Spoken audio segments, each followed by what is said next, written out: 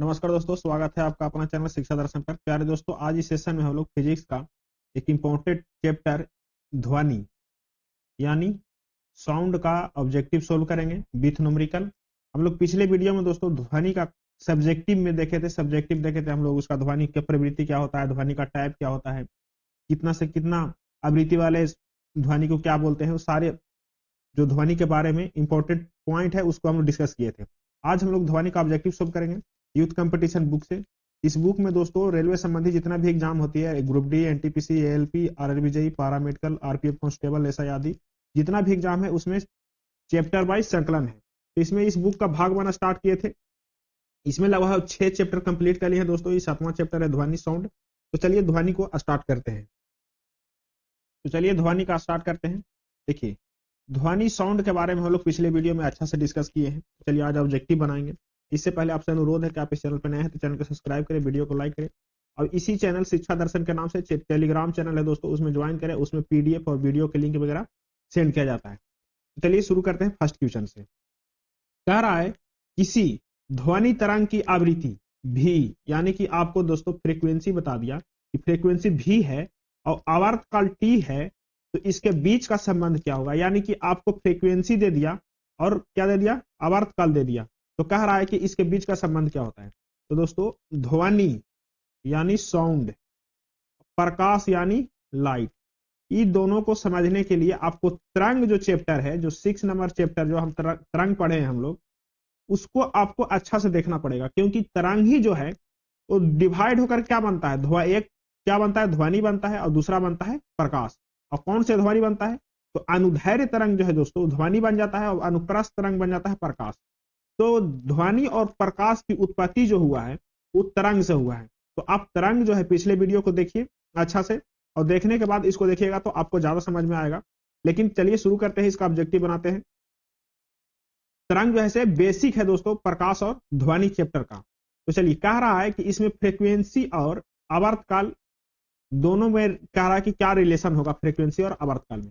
तो आपको पता है दोस्तों कि फ्रीक्वेंसी और आवर्तकाल का रिलेशन होता है, फ्रीक्वेंसी और आवर्तकाल का रिलेशन क्या होता है, इनवर्सली प्रोपोर्शनल होता है। यानी कि आवर्तकाल बराबर, अगर जो कोई पूछे आवर्तकाल बराबर तो होता है 1 बाई फ्रीक्वेंसी, यानी कि 1 बाई आवृत्ति। ठीक है, अगर जो आवृत्ति बराबर पूछ देता है, आवृत्ति बराबर हो जाएगा 1 बाई आवर्तकाल। तो कहने का मतलब आवृत्ति कितना दिया है, भी। आवृत्ति कितना दिया है, भी। और आवर्तकाल क्या कर रहा है कि आवर्तकाल में क्या रहेगा, तो 1 बाई टी हो जाएगा। तो यार देखिए यहाँ पे भी नहीं देखे एन कर दिया है, तो एन को भी मान लीजिए या फिर यहाँ के भी को एन कर दीजिए। तो यानी कि ऑप्शन सी सही है। देखिए आवृत्ति बराबर क्या है, 1 बाई आवर्तकाल, यानी कि ऑप्शन कौन सा सही है, ऑप्शन सी सही है दोस्तों, क्वेश्चन नंबर 1 का। चलिए क्वेश्चन नंबर 2 कह रहा है ध्वनि तरंगे, कह रहा है ध्वनि तरंगे में डॉट डॉट में यात्रा नहीं कर सकती है। तो आपको पता है दोस्तों ध्वनि कैसा प्रवृत्ति का तरंग है। तो ध्वनि जो है दोस्तों वो अनुदैर्घ्य तरंग का प्रवृत्ति का है। कैसा, अनुदैर्घ्य तरंग। अनुदैर्घ्य तरंग क्या करता है, अनुदैर्घ्य तरंग जो है दोस्तों कहां नहीं चलता है, तो निर्वात में नहीं चलता है। कहां नहीं चल पाता है, तो निर्वात में, वैक्यूम में नहीं चल पाता है अनुदैर्घ्य तरंग। क्यों नहीं चलता है, क्योंकि अनुदैर्घ्य तरंग को के संचालन के लिए मीडियम की आवश्यकता होती है दोस्तों। मीडियम कहे तो ठोस, गैस, लिक्विड, यानी कि इसकी अनुदैर्घ्य तरंग को चलने के लिए किसकी आवश्यकता होती है, मीडियम के। और ध्वनि कैसा प्रवृत्ति का है, तो अनुदैर्घ्य तरंग क्या है, तो किस में नहीं चलेगा, तो ऑप्शन सी सही है, निर्वात में नहीं चल पाएगा। तो इसका डिस्कशन पढ़िए। कह रहा है डिस्कशन कि ध्वनि तरंगे वायु, पानी तथा स्टील में यात्रा कर सकती है, लेकिन निर्वात में यात्रा नहीं कर सकती है। क्यों, क्योंकि ध्वनि तरंगे यांत्रिक तरंगे होती है। यांत्रिक तरंगे कहने का मतलब मैकेनिकल वेव। क्या, मैकेनिकल वेव। तरंग कितने प्रकार के थे, 2 प्रकार के, एक मैकेनिकल वेव, दूसरा इलेक्ट्रोमैग्नेटिक वेव। तो ध्वनि तरंगे कैसा है, मैकेनिकल वेव है। इसके संचारण के लिए माध्यम की आवश्यकता होती है। ठीक है, मीडियम की आवश्यकता होती है। ध्वनि तरंगे की चाल सर्वाधिक किस में होता है, ठोस में होता है। ठोस में दोस्तों ध्वनि तरंग की चाल कितना होता है, मैक्सिमम होता है। स्टील में 1500 मीटर पर सेकंड होता है। कितना होता है, 1500 मीटर पर सेकंड होता है स्टील में। सबसे कम दोस्तों कहां होता है, गैस में। गैस में कितना होता है, नॉर्मली 332 मीटर पर सेकंड होता है गैस में। चलिए आगे देखते हैं। अगला क्वेश्चन कह रहा है दोस्तों, क्वेश्चन नंबर 3, निम्नलिखित में से कौन सा असत्य है, ध्वनि तरंगे डॉट डॉट डॉट। ध्वनि तरंग कैसा तरंग है दोस्तों? तो ध्वनि तरंग कह रहा है कि असत्य है, सत्य को नहीं। ध्वनि तरंगे कैसा है? तो ध्वनि तरंगे विद्युत चुंबकीय, यानी कि ध्वनि तरंगे जैसे इलेक्ट्रोमैग्नेटिक नहीं है, यानी कि ऑप्शन सी गलत है। ध्वनि तरंग कैसा है? अनुदैर्ध्य तरंग है, यांत्रिक तरंग है, लेकिन इसको विद्युत चुंबकीय तरंग नहीं कह सकते ध्वनि तरंग के, यानी कि ऑप्शन कौन सा सही है इस क्वेश्चन के लिए? ऑप्शन सी सही है। देखिए इसका डिस्कशन क्या आता है, ध्वनि एक यांत्रिक तरंग है, ना कि विद्युत चुंबकीय तरंग। ध्वनि क्या है? एक यांत्रिक तरंग है, मैकेनिकल वेव है, ना कि इलेक्ट्रोमैग्नेटिक वेव है। कह रहा है ध्वनि के संचारण के लिए किसकी आवश्यकता होती है? तो माध्यम की जरूरत होती है। इसलिए ध्वनि एक कौन सी तरंग है? एक मैकेनिकल वेव है, यानी कि यांत्रिक तरंग है। ध्वनि संचारण वायु अथवा गैसों में केवल अनुदैर्ध्य तरंगों के रूप में होता है, जबकि ठोस एवं द्रव में कैसा होता है? अनुप्रस्थ तथा अनुदैर्ध्य दोनों होता है। देखिए ध्वनि जो है दोस्तों, ध्वनि जब गैस से निकलेगी, गैस से, तो कैसा प्रवृत्ति रहेगा उसका? उसका सिर्फ और सिर्फ अनुदैर्ध्य रहेगा। कैसा रहेगा? अनुदैर्ध्य रहेगा। लेकिन ठोस और द्रव में इसका या तो अनुप्रस्थ भी हो सकता है या अनुदैर्ध्य भी हो सकता है। दोनों प्रकार के तरंगों द्वारा ध्वनि ऊर्जा का संचारण होता है, यानी कि अनुप्रस्थ और अनुदैर्ध्य दोनों होता है। लेकिन कहां होता है? ठोस और द्रव में। क्वेश्चन नंबर 4 कह रहा है दोस्तों, निम्नलिखित में से, क्वेश्चन नंबर 4 क्या कह रहा है? निम्नलिखित में से कौन सा ध्वनि तरंग की विशेषता नहीं है? यानी कि इसमें से कौन सा जो है ध्वनि तरंग का विशेषता नहीं है? कह रहा है आयाम, समय, अवधि और आवृत्ति, गति, डेंसिटी। तो ध्वनि का जो है दोस्तों डेंसिटी यानी घनत्व जो है, इसका कोई विशेषता नहीं है। ध्वनि की विशेषता गति भी है कि कौन सी मीडियम में कितना गति करेगा, ये विशेषता है। आयाम भी है, एम्पलीट्यूड की इसका आयाम कितना होगा। समय अवधि यानी कि टाइम पीरियड, आवर्तकाल, इसी को कहते हैं। आवृत्ति फ्रीक्वेंसी, इसको भी ध्वनि में इसका विशेषता है। लेकिन घनत्व जो है डेंसिटी, ध्वनि का कोई डेंसिटी नहीं होता, ये विशेषता नहीं है। ऑप्शन कौन सा सही है इस क्वेश्चन के लिए? ऑप्शन डी सही है। चलिए कह रहा है डिस्कशन में दोस्तों कि वायु में ध्वनि तरंगे अनुदैर्ध्य यांत्रिक तरंग होती है। वायु में इन तरंगों के प्रमुख अवयवों में आयाम, समय अवधि कहने का मतलब आवर्तकाल, आवृत्ति एवं ध्वनि की गति प्रमुख होती है। ध्वनि तरंगों में घनत्व नहीं होता है। वायु में तरंगों की गति कितनी होती है? 332 मीटर पर सेकंड होता है वायु में तरंगों की गति। वायु में कितना होता है तरंगों की गति? 332 मीटर पर सेकंड होता है वायु में तरंगों की गति। अब आते हैं आगे। अब आगे कहता है दोस्तों, अगला क्वेश्चन कहता है, क्वेश्चन नंबर 5 कह रहा है ध्वनि तरंगे डॉट डॉट डॉट तरंगे होती है। कैसी तरंगे होती है ध्वनि तरंगे? तो ध्वनि तरंगे अभी बताया आपको कैसा होता है, यांत्रिक तरंग होता है दोस्तों, मैकेनिकल वेव। क्या होता है? मैकेनिकल वेव होता है ध्वनि तरंगे। और इसको कहें तो क्या होगा? या अनुदैर्ध्य तरंग होगा ध्वनि। कौन सी तरंग होगा? अनुदैर्ध्य तरंगे। मैकेनिकल वेव का ही दो टाइप है, कौन कौन? अनुदैर्ध्य और अनुप्रस्थ। तो ध्वनि कैसा है? ध्वनि एक अनुदैर्ध्य तरंग है। अब आगे देखते हैं, अगला क्वेश्चन कह रहा है, क्वेश्चन नंबर 6 कह रहा है दोस्तों, ध्वनि तरंग का आयाम किस पर निर्भर करता है? ध्वनि तरंग का आयाम जो है दोस्तों किस पर निर्भर करता है? तो वस्तु में उत्पन्न कंपन के उपयुक्त बल पर।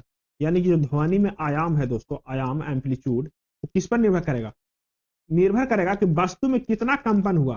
किस पर निर्भर करेगा? कि वस्तु में कितना कंपन हुआ। ध्वनि तरंग कैसे चलती है दोस्तों? ऐसे चलती है। तो जितना ज्यादा कंपन होगा उतना ज्यादा आयाम होगा। तो किस पर निर्भर करेगी? कि वस्तु को कंपन कराने की उपयुक्त बल पर निर्भर करेगी आयाम ध्वनि तरंग में। ऑप्शन डी सही है। क्वेश्चन नंबर देखिए 7 कह रहा है दोस्तों, क्वेश्चन नंबर 7, किस भौतिक वैज्ञानिक के समान में ध्वनि की आवृत्ति का एसआई मात्रक का नाम दिया गया? तो एसआई मात्रक क्या है? आवृत्ति का एसआई मात्रक क्या है? आपको पता होगा कि हर्ट्ज है एसआई मात्रक। तो किसके सम्मान में दिया गया हर्ट्ज? आवृत्ति के एसआई मात्रक को हर्ट्ज किसके सम्मान में रखा गया? तो हेनरिक रुडोल्फ हर्ट्ज के सम्मान में रखा। किसे? हेनरिक रुडोल्फ हर्ट्ज के सम्मान में रखा गया एसआई मात्रक आवृत्ति क्या? हर्ट्ज। चलिए क्वेश्चन नंबर 8 देखिए। क्वेश्चन नंबर 8 कह रहा है दोस्तों, निम्न में से कौन सा माध्यम के घनत्व में किसी ध्वनि तरंग के एक संपूर्ण दोलन करने वाला समय है? कह रहा है दोस्तों कि कौन सा माध्यम है जिसके घनत्व में किसी ध्वनि तरंग के एक संपूर्ण दोलन करने वाला समय है? तो वो है दोस्तों आवर्तकाल। क्या है? आवर्तकाल। कह रहा है ऑप्शन ए सही है। कह रहा है माध्यम के घनत्व में किसी ध्वनि तरंग के एक संपूर्ण दोलन, माने मान के चलिए दोस्तों कि एक संपूर्ण एक दोलन कर लिया, उसको क्या कहते हैं? तो उसको कहते हैं आवर्तकाल। उसको क्या कहते हैं दोस्तों? लगने वाला समय को क्या कहते हैं? आवर्तकाल कहते हैं। जितना समय लगेगा उसको क्या कहेंगे? आवर्तकाल कहेंगे, टाइम पीरियड। क्वेश्चन नंबर 9 कह रहा है दोस्तों, ध्वनि डॉट डॉट डॉट में संचारण कर सकती है। किस में कर सकती है दोस्तों? तो केवल द्रव, केवल ठोस, केवल गैस। तो सही विकल्प में संचारण कर सकती है दोस्तों। द्रव में भी करती है, गैस में भी करती है और ठोस में भी करती है। सही विकल्पों में ध्वनि जैसे संचारण कर सकती है, यानी कि गमन कर सकती है। क्वेश्चन नंबर 10 देखिए, कह रहा है ध्वनि के संचारण के लिए आवश्यक माध्यम डॉट डॉट की आवश्यकता होती है। किसकी आवश्यकता होती है दोस्तों? ठोस, गैस, द्रव, यानी कि ऑप्शन डी, इनमें से सभी का आवश्यकता होती है। जेई में पूछा गया क्वेश्चन है। कौन सी ऑप्शन सही है? ऑप्शन डी सही है। क्वेश्चन नंबर 11 कह रहा है दोस्तों, ध्वनि गमन नहीं कर सकती है। किसमें नहीं कर सकती है? तो निर्वात में ध्वनि गमन नहीं कर सकती है। लेकिन प्रकाश जो है दोस्तों, प्रकाश, लाइट, वो निर्वात में सबसे ज्यादा स्पीड से चलती है, यानी कि निर्वात में वो सबसे ज्यादा स्पीड से चलती है। कौन? प्रकाश। तो चलिए आगे देखते हैं अगला क्वेश्चन। क्वेश्चन नंबर कह रहा है दोस्तों 12, कह रहा है नर्म और छिद्र युक्त सतहों का उपयोग करके शोर को अवशोषित करने के लिए तकनीक का प्रयोग किया जाता है। कहां किया जाता है दोस्तों? देखते होंगे जहां स्टूडियो वगैरह होता है, जहां पे वॉइस रिकॉर्डिंग होता है, वहां पे देखे होंगे कि दीवार क्या रहता है? खुरदुरा रहता है, चिकना सतह नहीं रहता है। क्यों नहीं रहता है चिकना सतह दोस्तों? क्योंकि उसमें साउंड को ऑब्जर्व किया जाता है। उससे बॉल क्या करता है? जो खुरदुरा रहता है वो साउंड को ऑब्जर्व करता है, वो क्या करता है? प्रतिध्वनि उत्पन्न नहीं करने देता है। इसीलिए नर्म और छिद्रयुक्त सतह बनाया जाता है दीवार में। क्यों? क्योंकि उसके उपयोग करके शोर जो होता है, वहां पे जो वॉइस रिकॉर्डिंग होता है, उसको क्या करता है? अवशोषित करने के लिए तकनीक का प्रयोग किया जाता है। तकनीक का प्रयोग किया जाता है। क्या है? ध्वनि सुरक्षा। ऑप्शन ए में कहता है ध्वनि सुरक्षा, ऑप्शन ए सही है। किसके लिए? ध्वनिक सुरक्षा के लिए नर्म और छिद्रयुक्त सतहों का उपयोग करके शोर को अवशोषित करने के लिए ध्वनि युक्त सुरक्षा तकनीक का प्रयोग किया जाता है। क्या कहते हैं उसको? ध्वनि युक्त सुरक्षा तकनीक। क्वेश्चन नंबर 13 कह रहा है दोस्तों, ध्वनि डॉट डॉट डॉट के कारण उत्पन्न होती है। ध्वनि किसके कारण उत्पन्न होती है? जो ध्वनि जो है दोस्तों हम लोग बोलते हैं, वो वॉइस क्यों बनता है? आवाज क्यों बन जाता है? किसके कारण ध्वनि निकलता है? तो ध्वनि दोस्तों कंपन के कारण निकलता है। किस कारण? कंपन। कहने का मतलब वाइब्रेशन के कारण जो है से ध्वनि उत्पन्न होता है। किसके कारण? कंपन के कारण। ऑप्शन कौन सा सही है? ऑप्शन बी सही है। कह रहा है दोस्तों, ध्वनि ऊर्जा का एक रूप है। ध्वनि कौन सा है? ध्वनि क्या है? तो ध्वनि एक प्रकार का ऊर्जा है, ठीक है, जो कंपन या विक्षोभ, विक्षोभ कहने का मतलब डिस्टर्बेंस के कारण क्या होता है? पैदा होता है, तथा श्रवण इंद्रियों तक पहुंचकर सुनाई देती है। ध्वनि के संचारण के लिए माध्यम का होना क्या है? आवश्यक है। माध्यम कहने का मतलब आपको पता है, ठोस, द्रव और गैस होने के लिए बहुत आवश्यक है। निर्वात में ध्वनि का संचारण क्या होता है? नहीं होता है, यानी कि निर्वात में गमन ध्वनि नहीं कर सकती है। ध्वनि तरंगे मुख्य कितने प्रकार का होता है दोस्तों? 3 प्रकार का होता है। आपको पिछले वीडियो में अच्छा से डिस्कस करते हैं कौन कौन होता है। एक होता है श्रव्य तरंग, दूसरा होता है पराश्रव्य तरंग और तीसरा होता है अपश्रव्य तरंग। तो पराश्रव्य तरंग किसको कहेंगे? श्रव्य तरंग किसको कहेंगे? और अपश्रव्य किसको कहेंगे? दोस्तों इसमें जो है से हम लोग फ्रीक्वेंसी पर डिवाइड किए थे। किस पर डिवाइड किए थे? फ्रीक्वेंसी पर, कि जिसका किसका कितना फ्रीक्वेंसी होगा। तो 0 से लेके दोस्तों 20 हर्ट्ज से 20 हर्ट्ज से कम वाला को क्या बोले थे हम लोग? 20 हर्ट्ज से कम वाला को क्या बोले थे? तो 20 हर्ट्ज से कम वाला को दोस्तों बोले थे हम लोग अपश्रव्य तरंग। किस क्या बोले थे? अपश्रव्य तरंग बोले थे। 20 हर्ट्ज से जिसका कम रहेगा आवृत्ति, उसको क्या कहेंगे? अपश्रव्य तरंग।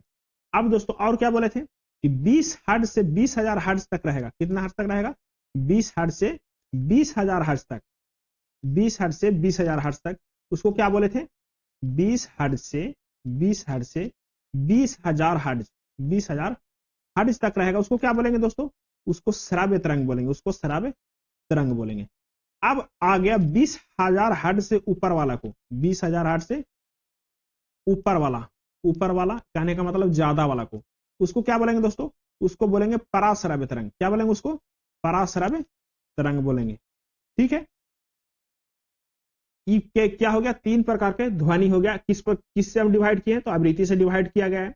आवृत्ति के रेंज पर डिवाइड किया गया है ध्वनि को। कितने प्रकार के ध्वनि होते हैं? 3 प्रकार के। चलिए क्वेश्चन नंबर 14 देखिए। क्वेश्चन नंबर 14 कह रहा है, क्वेश्चन नंबर क्या 14 कह रहा है दोस्तों? क्वेश्चन नंबर 14 कह रहा है कि निम्नलिखित में से निम्नलिखित की भिन्नता के कारण संपीड़न और विरल उत्पन्न होते हैं। किसके भिन्नता के कारण?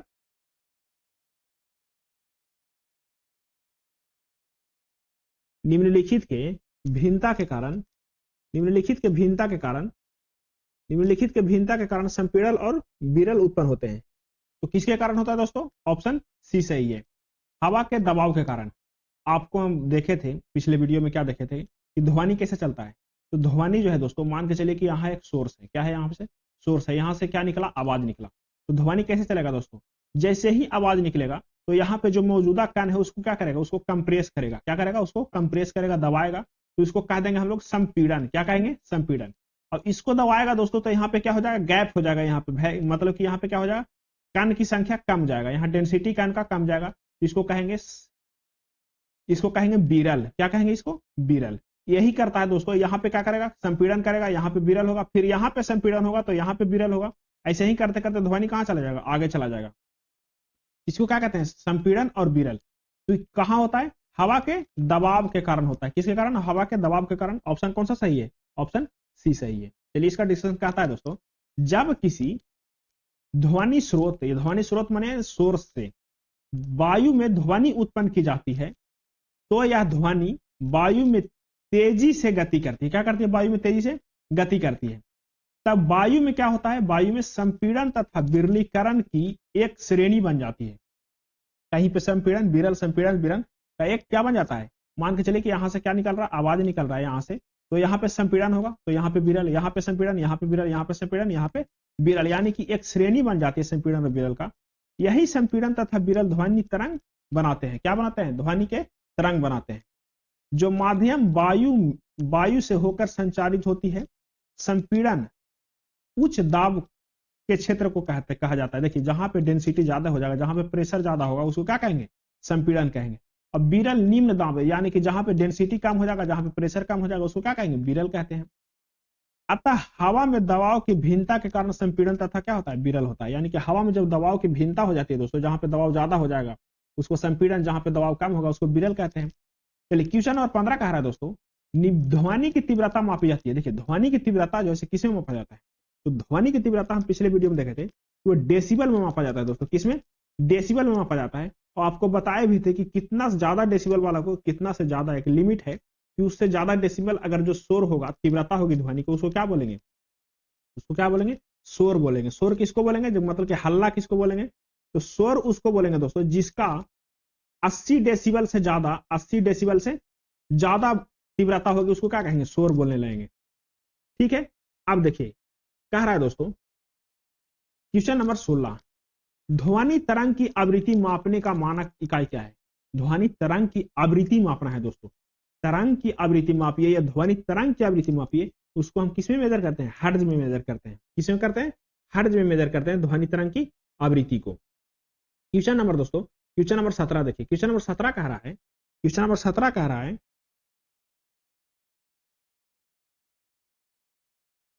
ध्वनि निम्न में क्या एक है? ध्वनि क्या है दोस्तों? तो ध्वनि आपको पता होगा, ध्वनि तो पहले क्या है? पहला नंबर तो ध्वनि जो है वो मैकेनिकल वेव है, यानी कि यांत्रिक तरंग है। उसके बाद क्या है? अनुदैर्ध्य तरंग है। तो इसमें ऑप्शन में कौन सा दिया? ऑप्शन में बी दिया है, यांत्रिक तरंग। यानी कि पहले तो क्या है? ध्वनि, ध्वनि एक यांत्रिक तरंग है। उसके अंदर जाएंगे तो ध्वनि कौन सा है? ध्वनि एक अनुदैर्ध्य यांत्रिक तरंग है। ठीक है।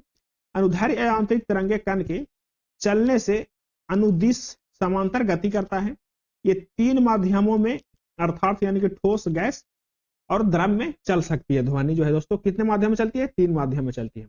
लेकिन तीन में से किसी एक माध्यम को होना बहुत जरूरी है, तभी ध्वनि क्या होगी? संचालित होगी। क्वेश्चन नंबर 18 देखिए, कह रहा है दोस्तों, निम्नलिखित में से कौन सा निर्वात में यात्रा नहीं कर सकता है? निर्वात कहने का मतलब दोस्तों वैक्यूम, जहां पे हवा की मात्रा, वातावरण नहीं हो, उसको कहते हैं निर्वात। तो निर्वात में कौन गमन नहीं कर सकती है? तो उष्मा जो है दोस्तों वो निर्वात में गमन करती है।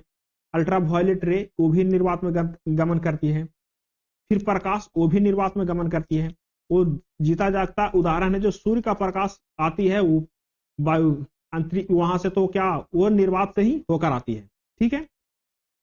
उससे उष्मा भी आता है, उससे अल्ट्रावायलेट रे भी आता है, वो सब कैसे आता है? निर्वात से होकर आता है। लेकिन ध्वनि जो है दोस्तों, ध्वनि निर्वात में गमन नहीं करती है। ऑप्शन बी सही है।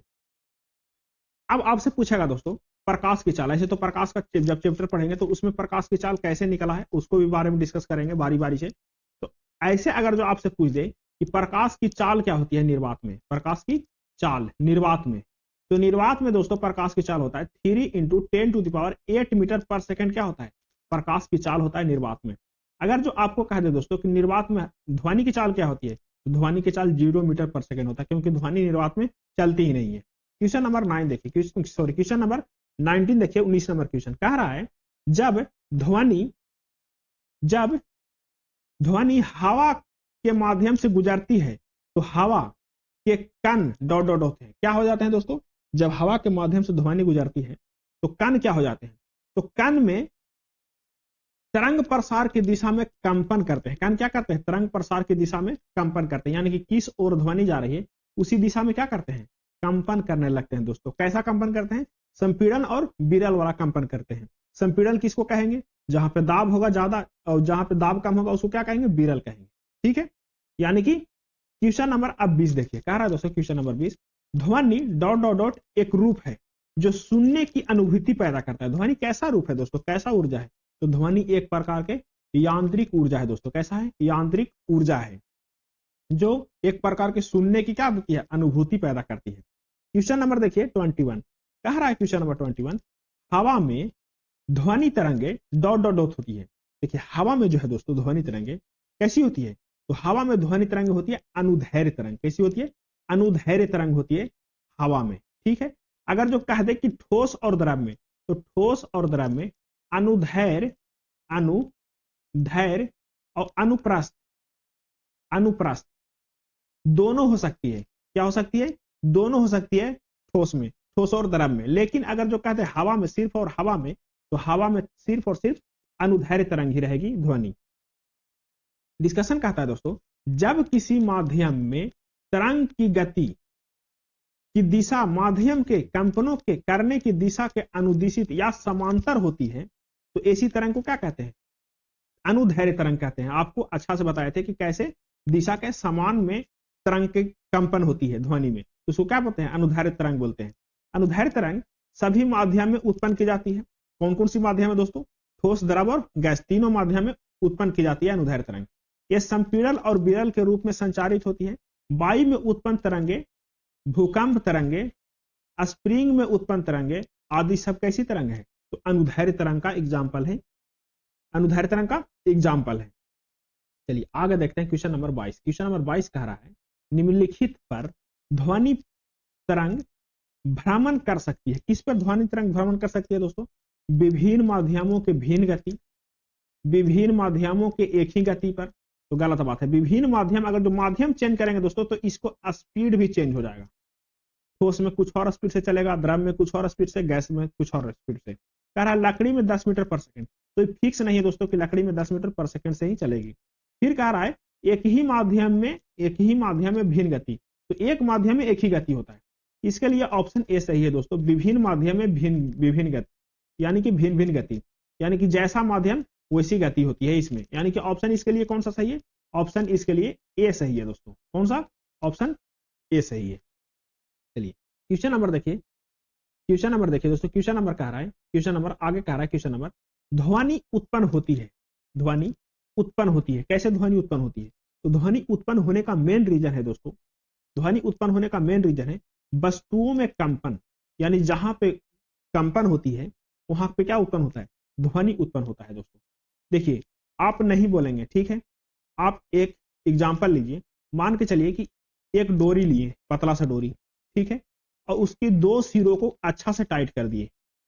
जैसे ही आप टाइट करेंगे दोस्तों, अब जब स्थिर है तो स्ट्रेट लाइन में रहेगा, और डोरी कैसा रहेगा, स्ट्रेट लाइन में, उसमें कोई किसी प्रकार के कंपन नहीं हो रही है, तो डोरी कैसा रहेगा, स्ट्रेट लाइन में। जैसे ही आप क्या करेंगे, इसमें टच करेंगे और थोड़ा सा उसको डिस्टर्ब करने के, यानी कि विक्षोभ उत्पन्न करने की कोशिश कीजिएगा।